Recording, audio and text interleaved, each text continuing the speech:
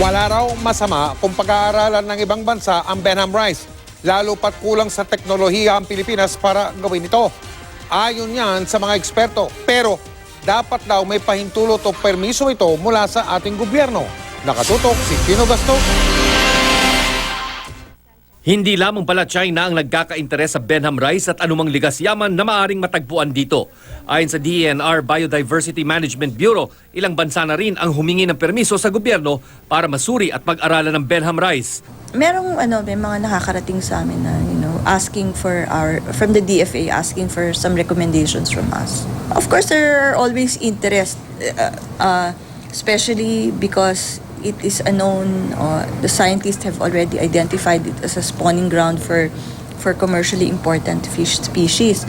Ayon sa ilang eksperto, wala silang nakikitang masama kung pag-aaralan ng mga dayong eksperto sa diversity ang Benham Rice, basta may paalam sa Pilipinas. Isa pa, kapos din ang teknolohiya ng Pilipinas para solong masuri ang seabed, kaya't mahihirapang alamin kung ano-anong minerals o kung may langis nga sa ilalim nito. Japan, Korea were asking for joint ventures on scientific research exploration of that region. They have vessels too, they have the instruments. Sari-saring international consortium kung saan kabilang ang China ang nagpahiwatig ng kagustuhan ng joint exploration sa Benham. Ang survey sa Benham Rice may hahalin tulad din daw sa ginawa sa Malampaya Gas Project na bunga din ng joint exploration ng Pilipinas sa ibang bansa. Isa si UP Professor Gabs Pamintuan na isang mining and petroleum engineer sa mga Pilipinong nakasama sa joint survey ng karagatan bago na itayo ang Malampaya Gas Rig na nagsusupply ng natural gas sa mga power plants ng Luzon. Hindi naman masama yun because otherwise it will remain a resource.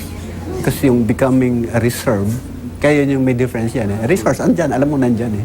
Pero mapapakinabangan mo ba yan? Sa ngayon, ikinakasa na ang ika-4 na research expedition sa Benham Rice ng BFAR at DENR. Nakatakdang maglayag na rin doon ang pinakabagong research vessel na BRP Gregorio Velasquez. Ang eksaktong paglayag ay hindi ko po hawak at kung mamarapatin nyo, hindi po talaga namin inaanunsyo basta-basta yun. Ang BRP Velasquez ay isang dating research vessel ng Amerika na dinonate sa Pilipinas ng Administrasyong Obama at kayang magsagawa ng hydrographic survey upang masilip at gumawa ng mapa ng seabed. Ang BRP Velasquez sa Benham at kung sakali, ito ang ikalawang beses na pupunta roon ang barko ng Pilipinas.